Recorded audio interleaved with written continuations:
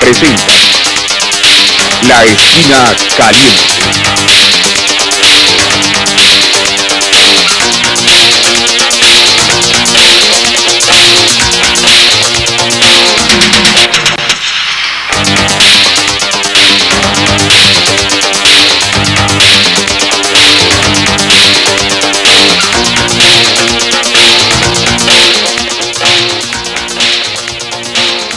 Amigas y amigos telespectadores, muy buenas noches.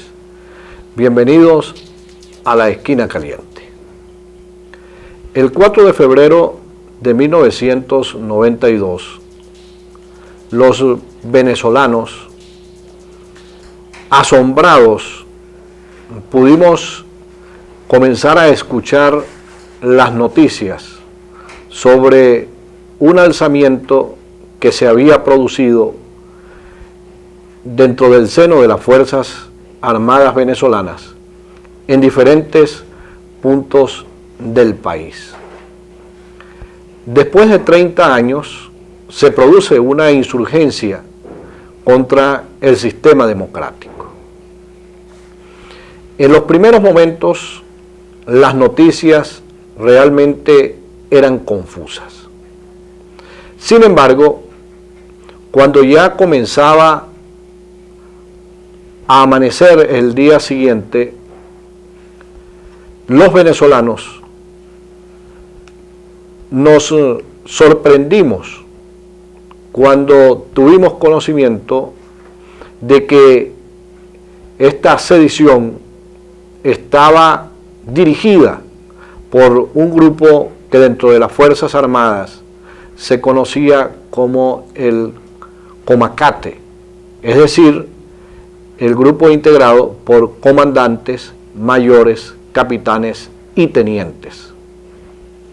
En otras palabras, no era la alta oficialidad la que insurgía contra el estado de cosas que el país estaba viviendo para ese momento. Pero cuando el ministro de la Defensa, de una manera absurda, de una forma imbécil, presenta a quien comandaba las tropas que ya habían sido controladas por el gobierno ante las cámaras de televisión. Jamás se imaginó que ese momento fue más importante que el propio desarrollo de la intentona golpista. Allí entonces Venezuela entera ve por primera vez a un militar y conoce el nombre de ese personaje, Hugo Chávez Frías, quien hábilmente utiliza esos brevísimos minutos frente a las cámaras de televisión para decirle a Venezuela que lejos de haber sido derrotado militarmente, era el inicio de una lucha que por ahora no había dado los frutos, pero que en el futuro terminaría imponiéndose los objetivos que ellos perseguían. Pues bien, esta noche tenemos en La Esquina Caliente al comandante Hugo Chávez Frías.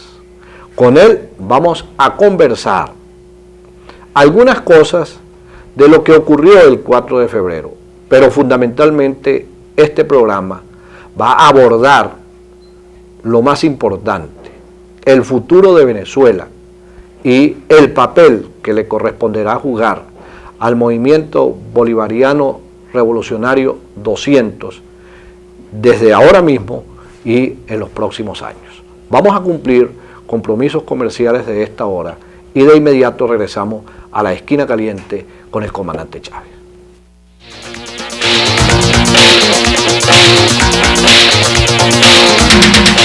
La Esquina Caliente.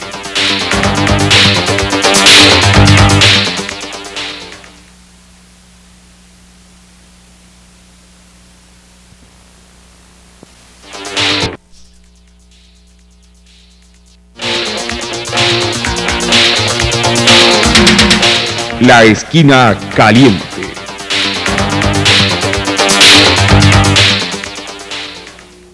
No se olvide de visitar esta noche el Bingo Royal en el Hotel La Pedregosa.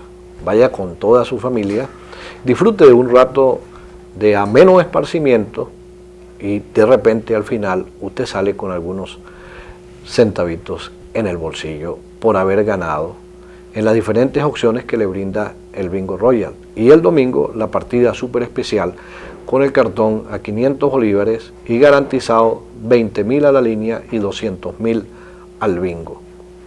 ¿Cuánto tiempo tiene usted que no almuerza o cena en los tejados de Chachopo?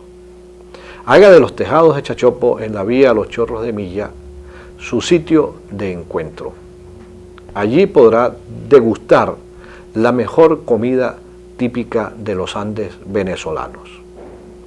Ahora, cuando viene diciembre, aproveche de conocer los aleros, llevando a la familia que vive fuera de Mérida y que viene en esta época para que usted disfrute de un pueblito típico de los Andes de antaño.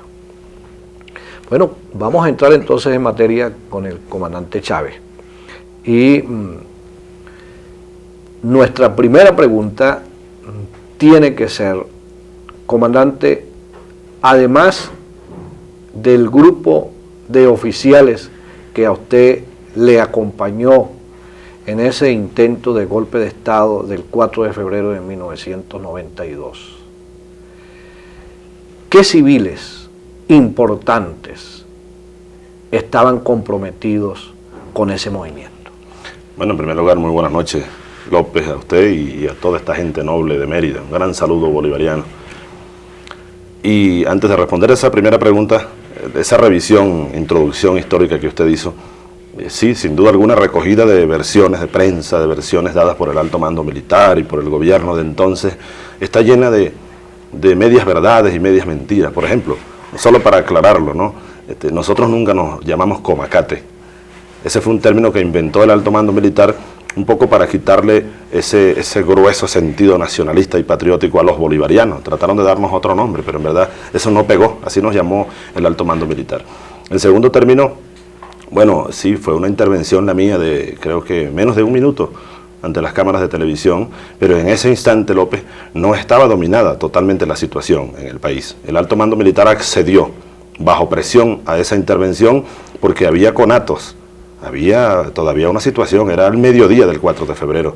Valencia, por ejemplo, estaba en manos de los capitanes y además los estudiantes en la calle armados, grupos de estudiantes.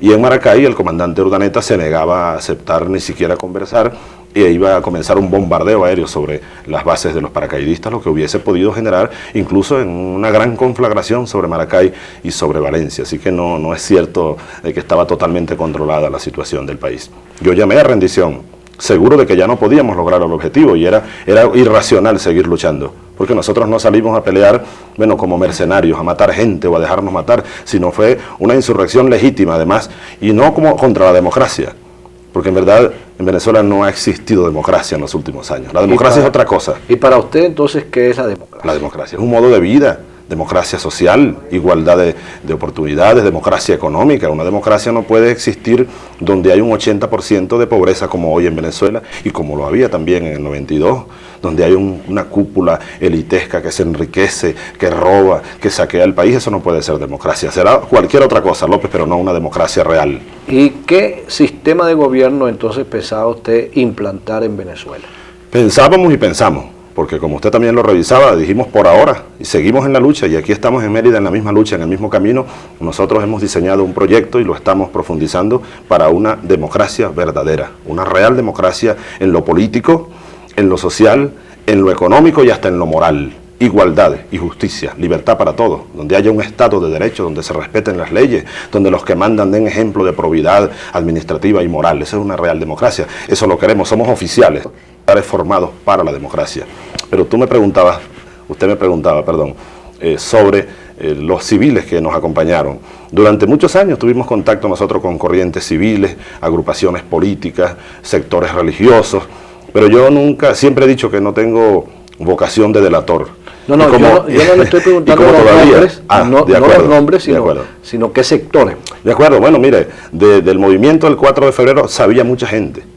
Incluso el presidente Caldera estaba informado de algunos detalles, no por nosotros, sino porque el presidente Caldera tiene un yerno que era coronel entonces, hoy general de división, jefe de su casa militar, y un grupo de oficiales, amigos y familiares de los Rojas Pérez. Y por ahí se fugaba información que después nosotros determinamos. Así que el doctor Caldera estaba pendiente de lo que venía y él sabía. El doctor Prieto Figueroa, que en paz descanse, ese noble venezolano, también sabía de la rebelión, no porque estaba en combinación con nosotros, sino que había corrientes políticas y sociales que estaban al tanto de lo que venía. Yo recuerdo que la Conferencia Episcopal Venezolana se reunió en enero de 1992 y produjo un documento fenomenal, llamando a la reflexión, alertando contra algo que venía. También tenían alguna información. Era casi vox populi de que venía una insurrección en Venezuela.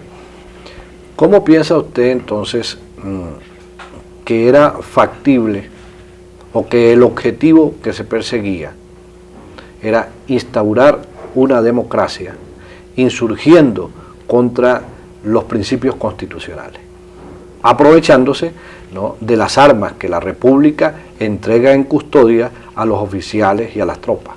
Bueno, recordemos el contexto que había en Venezuela entonces. Yo preguntaría, ¿cuáles principios constitucionales? Un presidente saqueando el país, un presidente que ordenó a los mismos militares venezolanos masacrar un pueblo el 27 de febrero y esa semana trágica de 1989. Un presidente que ordenó salir a utilizar los fusiles del pueblo contra el mismo pueblo.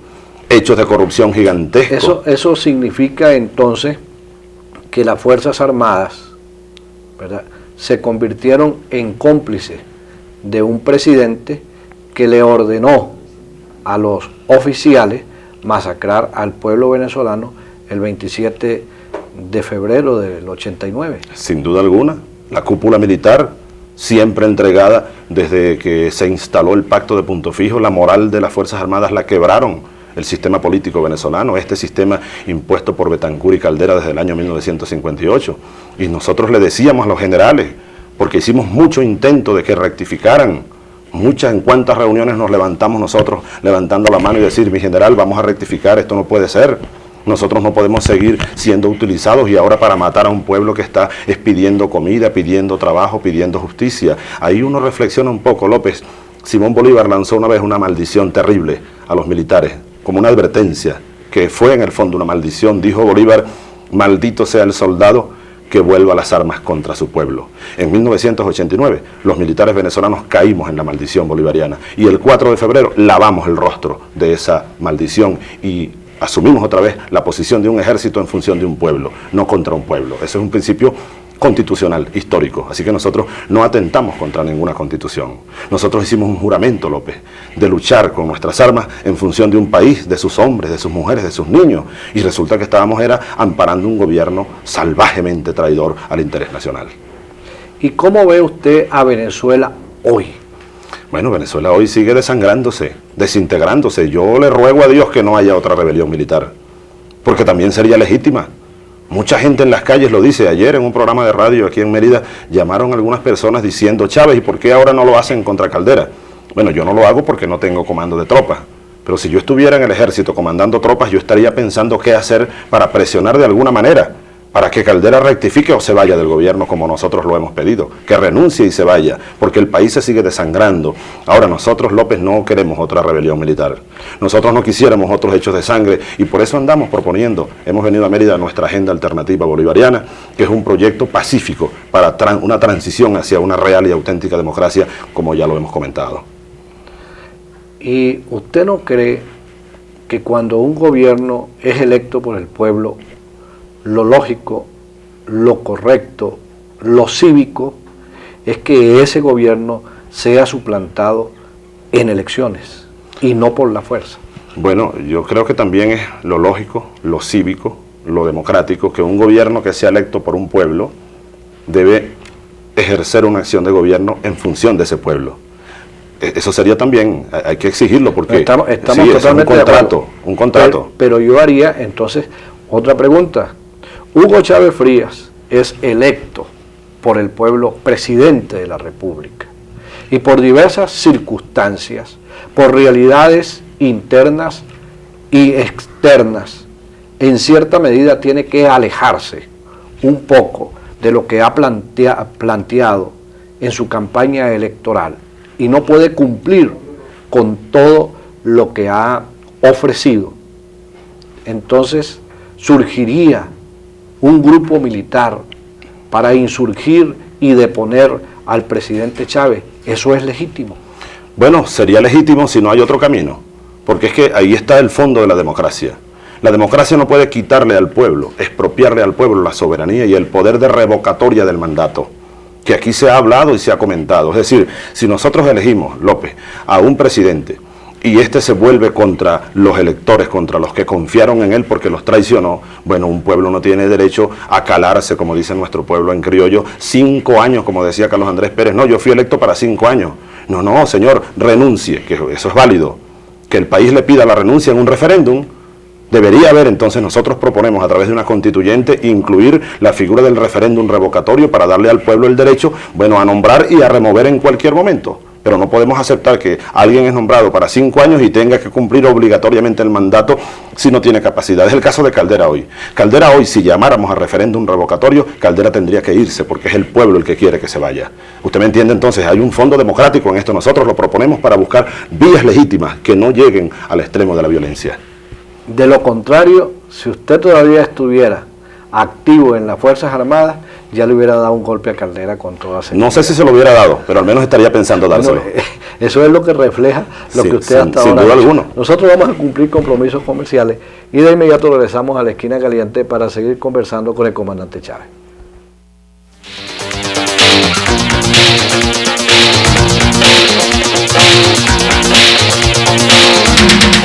La esquina caliente.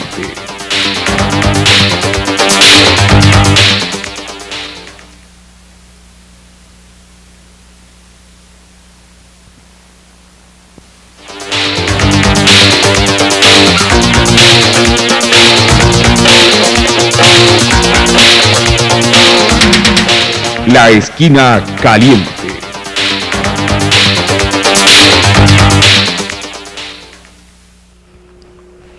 Continuamos en la esquina caliente y es el momento para invitarlos a visitar el Bingo Royal.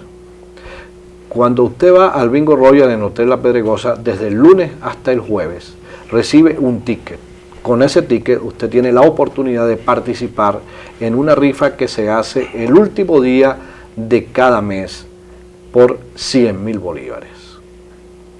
En el Bingo Royal usted disfruta de un rato ameno, agradable, con toda su familia. Y si no lo quieren acompañar, váyase solo.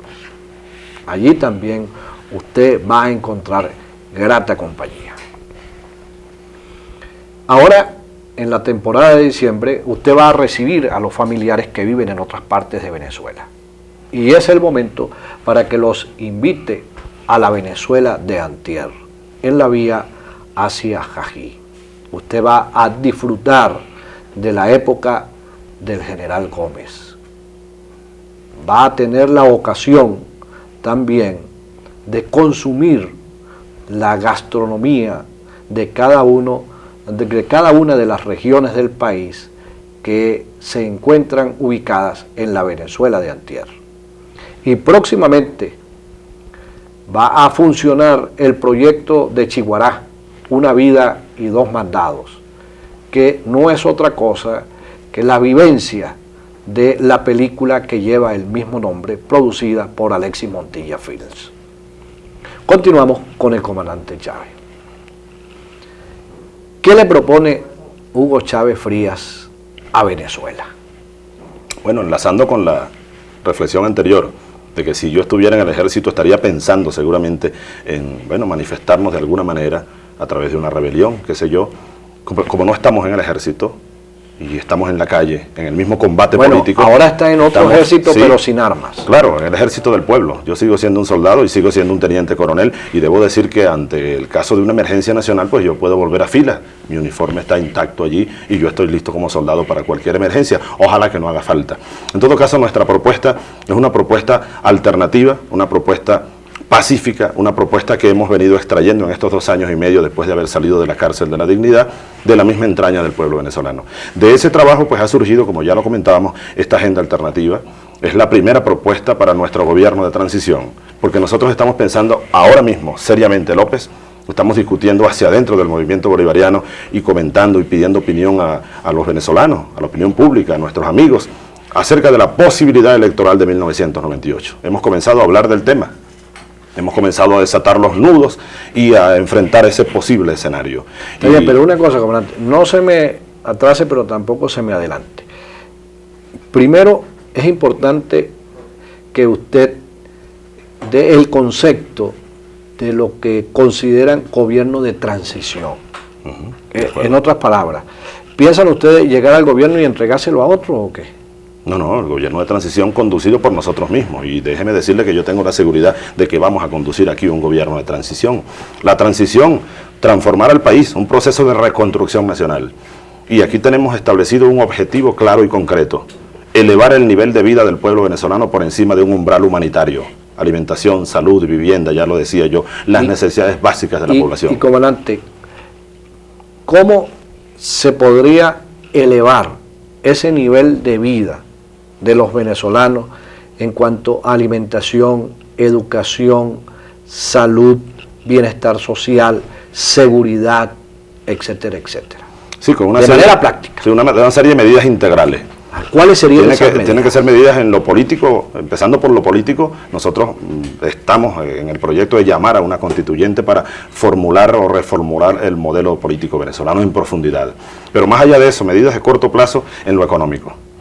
Dinamizar la producción a través de la pequeña, mediana industria, la microempresa, la empresa familiar, en 4 vertientes fundamentales. En un proyecto de emergencia que inunde el país de estas actividades económicas productivas. ¿Y cómo vamos a inundar el país? En primer lugar, decía en 4 vertientes fundamentales. Okay, primero, la agroindustria, destinada fundamentalmente, López, a la producción de alimentos. Aquí hay una hambruna generalizada en Venezuela. Usted sabe, lo sabe el país, que una de las consecuencias de la aplicación de la Agenda Caldera en estos últimos 6 meses ha sido la reducción del consumo de alimentos en un 50% en Venezuela. Hay que producir alimentos, agroindustria, agricultura, ganadería, a través de la industria de la construcción. Aquí tenemos que reconstruir el país, construir viviendas. Hay 1,5 millones de déficits habitacionales. Hay que construir las carreteras de nuevo, líneas férreas, empresas navieras. Es decir, hay que construir un país. Cuando todo eso significa ingentes recursos económicos. Que los tenemos los venezolanos. ¿Cómo lo vamos a lograr? Los tenemos. Fíjese usted, vamos a sacar una cuenta muy rápido. Nosotros proponemos allí la internalización petrolera, el salto de Venezuela de un país petrolero, que lo que hace es explotar materia prima, a un país petroquímico, para producir, o para, mejor dicho, producir productos terminados, valga la redundancia. Es decir, elaborar a través de la química orgánica productos terminados derivados del petróleo. Y proponemos reducir el nivel de costos de PDVSA en un 15%, y hemos echado números con expertos petroleros para esto. Eso no afectaría para nada la operatividad de la empresa. Eso nos ahorraría a los venezolanos. ¿Manteniendo la apertura petrolera? No estamos de acuerdo con la apertura como se está llevando. La apertura, según la están llevando, es un salto atrás. Bueno, peor, las condiciones son peores que las del general Pérez Jiménez cuando le dio aquellas grandes concesiones a las empresas transnacionales. Usted en eso coincide con Carlos Andrés Pérez. Yo no sé si coincido con Carlos Andrés Pérez. Esa es la posición de Pérez. Yo creo que no. Pérez condujo un proceso de entrega del país. Él dice que está en contra de la apertura petrolera. Bueno, señalando incluso que ese es un paso atrás. Pero una cosa es decirlo y otra cosa es hacerlo. Carlos Andrés Pérez condujo aquel proceso que llamaron de nacionalización, que fue al mismo tiempo entrega tecnológica, entrega a las empresas transnacionales. No hubo ninguna nacionalización, efectivamente, y en todo caso el proceso posterior niega los efectos positivos que pudieron o pudo haber de esa nacionalización. Pero volviendo atrás, nosotros aquí tenemos recursos suficientes en lo financiero para impulsar ese proyecto. El año pasado, López, Venezuela, solamente por venta de petróleo, adquirió o le ingresaron 18.000 millones de dólares, de los cuales PDVSA, que es un estado dentro del estado, apenas le dio al fisco 4.000 millones de dólares. Nosotros tenemos que recuperar el nivel de ingresos de PDVSA y ponerlo en función del fisco nacional. Eso en primer lugar. En segundo lugar, la deuda externa. Proponemos en nuestra agenda alternativa la negociación de una moratoria de la deuda externa. No puede ser que sigamos pagando más del 50% del presupuesto en una deuda que ya hemos pagado 2 veces y medio y que además violó la Constitución Nacional y leyes de la República. Proponemos negociar con la banca internacional y un periodo de moratoria de cese del pago de la deuda. Son 4.500 millones de dólares al año que se ahorrarían para impulsar el desarrollo nacional. Y en tercer lugar, la otra vertiente de financiamiento para este proyecto de emergencia es el asunto impositivo. Hay una lista por allí de más de 200 grandísimas empresas, incluyendo la banca, que aquí no paga impuestos en Venezuela. Echando número con expertos hemos determinado que eso alcanzaría, si se cobran esos impuestos, unos 2.000 millones de dólares por lo menos. 2.000 millones de dólares, la deuda externa y el petróleo, ahí están los recursos para un modelo endógeno que no necesita de esos préstamos que Caldera le está pidiendo de nuevo al Fondo Monetario Internacional. ¿Y quiénes gobernarían con Chávez? Bueno, gobernaría mucha gente. Nosotros ya tenemos equipos, estamos formando equipos, especies de gabinetes, que yo no puedo anunciarlo porque fíjate, llegando aquí a la estación tenemos detrás de nosotros un jeep blanco de la Dirección de Inteligencia Militar, detrás de nosotros a la DICIP, y se encargan de difamar, de presionar, de allanar. ¿Pero no será que lo están cuidando? Bueno, no, sería como muy irónico decirlo, ¿no? Ellos andan vigilando a nuestra gente y haciendo una gran presión sobre nuestros cuadros. Así que yo no puedo aquí ponerme a decir como una lista de un gabinete. Ya llegará el momento, si vamos a la campaña presidencial, de anunciar con tiempo a los venezolanos con quién gobernar. Pero en todo caso, no se trata de grandes figuras. Nosotros creemos más en el colectivo. Antier estuve en la Universidad de los Andes. Allí hay una gran cantidad, una cantera de gente capacitada en las universidades, en los campos, en las corrientes, algunos sectores políticos, en las universidades, en la Iglesia Católica. Hay gente muy capacitada para gobernar un país en una gran alianza nacional de fuerzas patriotas honestas. Lo tenemos en Venezuela. Y eso da la impresión que es un anticipo a que el MBR 200 va a participar en las elecciones de 1998. En mi opinión, por supuesto, ustedes manejan toda la información, analizan y llegan a la conclusión de lo que más le conviene a la estrategia que ustedes tienen. Sin embargo, yo creo que ustedes como movimiento político, porque realmente el MBR 200 es un movimiento político sin duda alguna, de opinión en el país. Claro. Que ustedes dejaron pasar una oportunidad en 1995. Si el MBR 200 hubiese presentado candidatos a gobernadores, a alcaldes y a concejales y diputados a asambleas legislativas, daba la impresión, por los sondeos de opinión, de que ustedes tenían posibilidades de haber alcanzado algunas de esas posiciones. ¿Por qué el MBR 200 no participó en ese proceso? Bueno, respetable su opinión, pero forma parte, como usted lo decía, de nuestra estrategia. Nosotros lo razonamos el año pasado de manera suficiente al país. Primero estábamos presionando a nivel nacional para lograr o tratar de lograr, no lo logramos lamentablemente, pero lograr una presión suficiente para llamar a un referéndum nacional e ir a una constituyente. Porque el problema de Venezuela no se arregla por las gobernaciones. No es lo mismo tener el gobierno que tener el poder. A mí me decía mucha gente, Chávez, lánzate a gobernador de Barinas. Es posible que yo hubiese ganado según las encuestas y lo que dice la gente en la calle, y es posible que usted estuviese hablando aquí hoy con el gobernador de Barinas. Pero yo estaría allí aprisionado, encadenado por un poder que realmente no estaría en mis manos. Bueno, fíjate sí, tú cómo son las cosas, empaquetado, ¿no? con los problemas de la región y limitado en cuanto al trabajo que estamos haciendo de consolidar para lanzar un ataque, una ofensiva. Si vamos al terreno electoral, vamos todos juntos con una gran ofensiva, con un gran proyecto y con una gran estrategia. Usted ha dicho algo, a lo mejor hoy yo estuviese hablando con el gobernador de Barinas. Bueno, también tengo derecho a pensar que si el movimiento insurgente que usted comandó hubiese triunfado, era posible que este programa no pudiera salir al aire. No, yo creo que hubiesen salido muchos otros programas, porque usted sabe que hoy en Venezuela eso de libertad de expresión está muy limitada. Así como su programa La Esquina Caliente, que me da mucho gusto estar aquí, pero aquí hay que empujar un proyecto para recuperar y darle voz al pueblo, a esa gente oprimida que no tiene acceso a estos programas de televisión. Son muy limitados. Bueno, a los que tenemos alguna voz. Podemos decir que es la voz del pueblo hecha coraje. Okay. Vamos a cumplir compromisos comerciales y ya regresamos a La Esquina Caliente.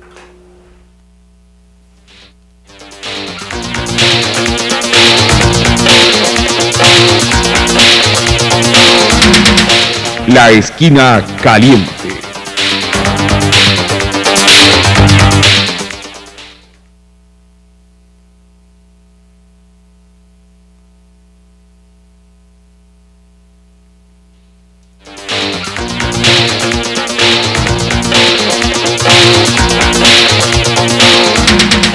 La esquina caliente.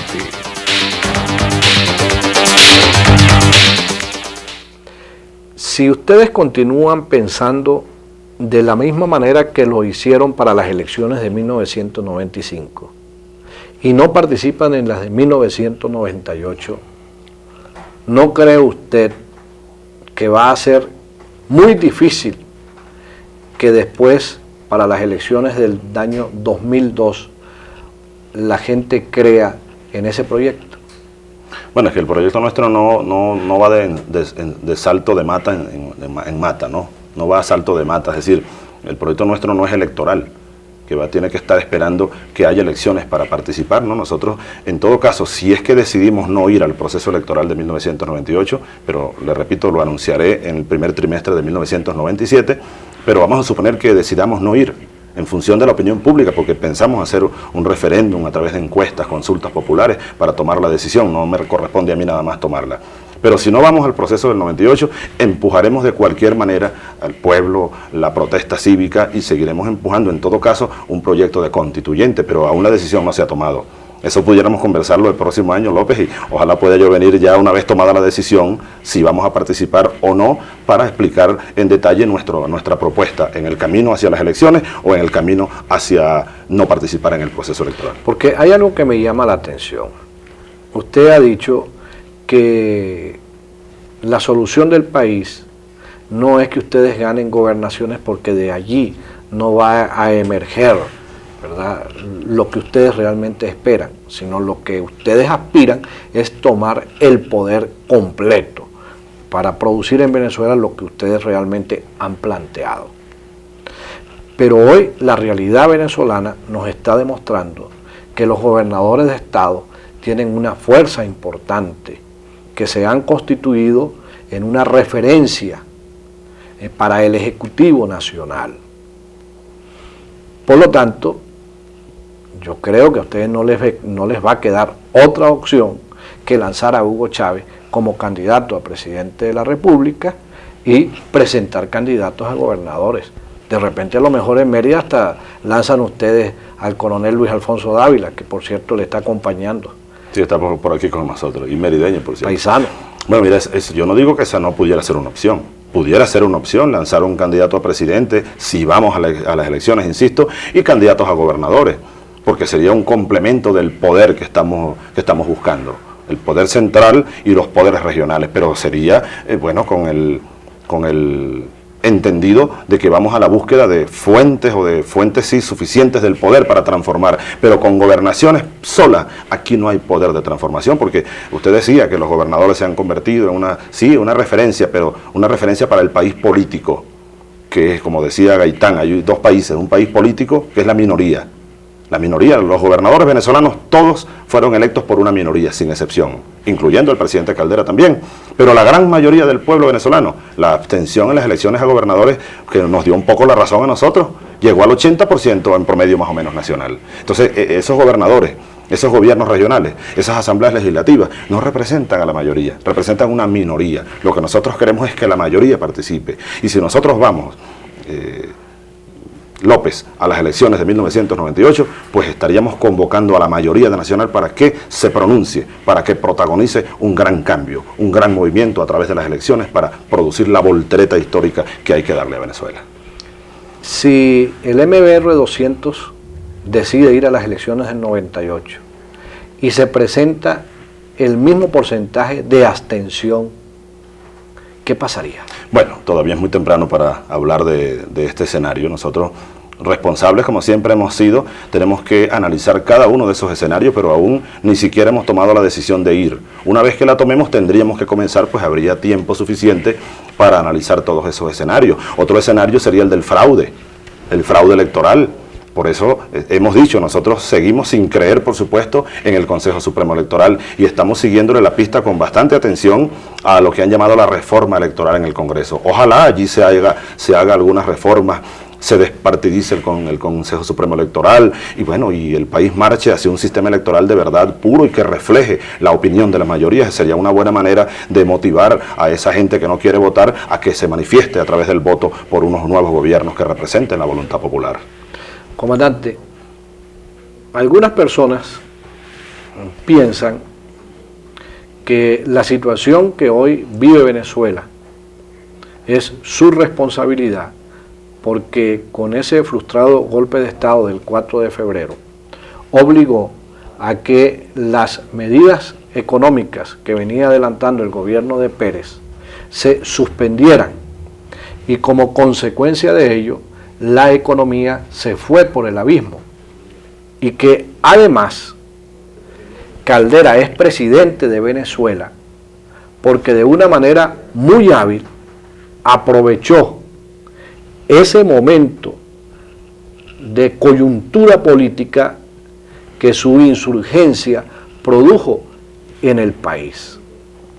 ¿Cómo se siente Hugo Chávez ante tal aseveración de distintas personalidades venezolanas? Bueno, primero libre de conciencia. Absolutamente me siento con ninguna responsabilidad. Quienes dicen eso o son los amigos de Carlos Andrés Pérez, o los interesados o los que defienden pues esto y quieren atacarnos y confundir además a la población. En primer lugar, si nosotros no hubiésemos detenido el llamado gran viraje, sin duda alguna, bueno, estamos haciendo especulaciones históricas, que si no hubiera muerto Bolívar estuviera vivo, como es un chiste viejo que uno oía desde pequeño. Pero en todo caso, bueno, hagamos especulaciones, porque es una especulación lo que usted está planteando y lo que hacen estas personalidades venezolanas. Yo estoy completamente seguro, López, que si nosotros no hubiéramos asumido con coraje la responsabilidad del 4 de febrero, el país hubiese caído en una guerra civil. Porque Carlos Andrés Pérez ya había utilizado las Fuerzas Armadas contra un pueblo y el país seguía incendiándose. Yo recuerdo los últimos meses de 1991, hace 5 años, yo era comandante de un batallón de paracaidistas. Mi batallón de paracaidistas está previsto, como todo paracaidista, para uso estratégico nada más. Pues el gobierno de Pérez dio la orden que los paracaidistas fuéramos entrenados para tomar universidades, la Universidad Central también en Maracay, la Universidad de Valencia. Esa era nuestra misión, tomar universidades, y lo hicimos varias veces.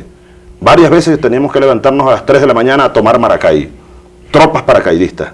Si no hubiésemos nosotros insurgido y detenido ese gran viraje, a lo mejor Venezuela hubiese caído, especulación histórica, pero es así lo que estamos hablando, en una guerra civil.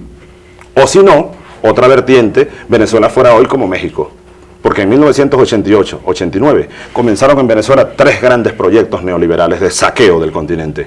Carlos Menem en Argentina, Carlos Salinas en México y Carlos Pérez en Venezuela. Los 3 Carlos, los 3 chacales del continente.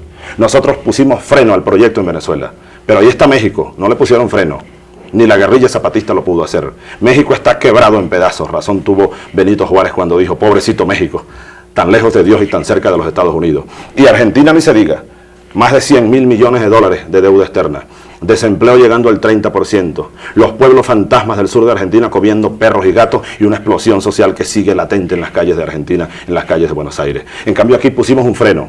Ahora que Caldera, y es la segunda parte de la reflexión, como viejo político del siglo, intuyó lo que venía y lo utilizó maquiavélicamente, y es una falta de respeto a Nicolás Maquiavelo además, y se montó en la ola popular, eso no es culpa de Chávez, es culpa un poco del proceso político y de los que se dejaron engañar por Caldera, porque nosotros desde la cárcel pasamos más de 2 años diciéndole a los venezolanos, constituyente, reformas a fondo, no es la solución buscar un mesías, y mucha gente pensó que Caldera venía a imponer la decencia y a luchar contra la corrupción, pero la historia nos ha dado la razón. Caldera cayó al mismo foso de Carlos Andrés Pérez y su gobierno hoy está ya muerto moralmente y Venezuela clama por una nueva situación. Y en todo caso, López, para terminar la reflexión, lo que comenzó el 4 de febrero apenas está en sus inicios. Este es un proceso histórico largo.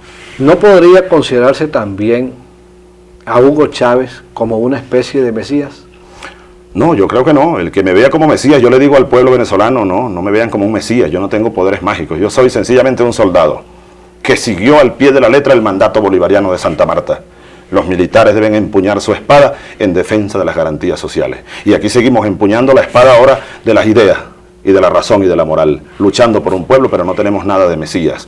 Y por eso llamamos al pueblo a que, y es una frase que hemos acuñado, solo el pueblo salva al pueblo. El único Mesías es Cristo, los que creemos en Cristo y en Dios, y también anda con nosotros. Ese Mesías anda con nosotros, luchando por los humildes y buscando la igualdad y la justicia para nuestro pueblo. Podríamos entonces concluir en que Hugo Chávez y ese ejército del MBR que le acompaña en toda Venezuela está pensando que la única salida que tiene el país es el autoritarismo. No, nunca lo hemos pensado. No, jamás.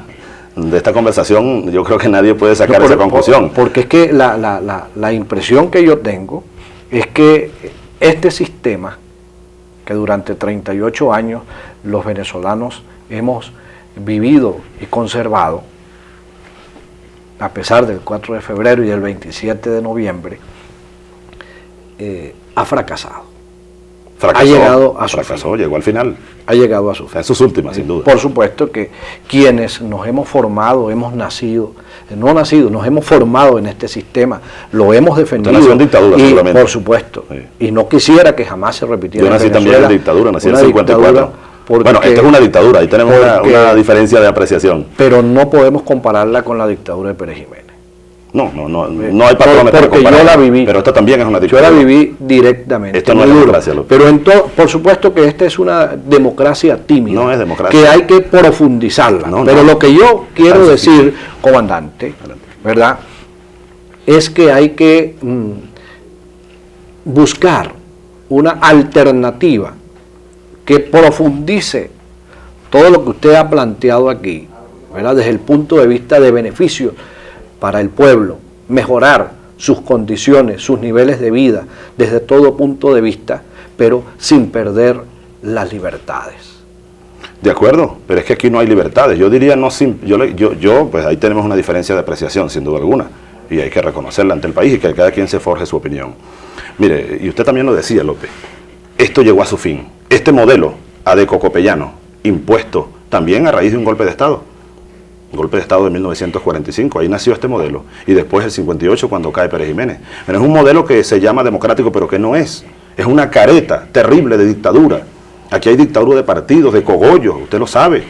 Aquí hay caudillos que, bueno, hacen y deshacen a su antojo. Nombran jueces, quitan jueces, ponen campañas electorales, el narcotráfico ha financiado campañas electorales acá. Es decir, aquí no hay libertades. ¿Cuál libertad? Para morirse de hambre, con un 80% de gente muriéndose de hambre, 2 millones de niños desnutridos, no hay escuelas para los niños venezolanos, un proyecto de privatización y entrega del país que no considera la opinión de los venezolanos. Eso no puede ser democracia. Entonces yo he acuñado también una frase. La democracia, mucha gente dice, esto que llaman democracia, hay que perfeccionarla, es perfectible, debe ser madurada.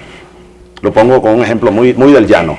Para terminar solamente la reflexión, discúlpeme. Yo he dicho, un mango que esté verde puede madurar, pero un mango podrido jamás va a madurar. Esto está podrido. Esto hay que quitar la podredumbre a través de un proceso de reconstrucción nacional. Nosotros proponemos un proceso constituyente para ir a otro sistema político donde de verdad haya democracia, López, igualdad, justicia, libertad de opinión, libertad de oportunidades, educación, salud para todos. Eso sí es un sistema democrático. Esto es una dictadura aberrante con la careta democrática. Bueno, lamentablemente hemos llegado al final del programa y yo espero que cuando el MBR 200 decida participar en el proceso electoral de 1998 y Hugo Chávez sea candidato presidencial, venga de nuevo a la esquina caliente para que entonces en detalle pueda presentarle al pueblo de Mérida cuál es su oferta electoral. Vamos a cumplir compromisos comerciales y al regreso los comentarios calientes.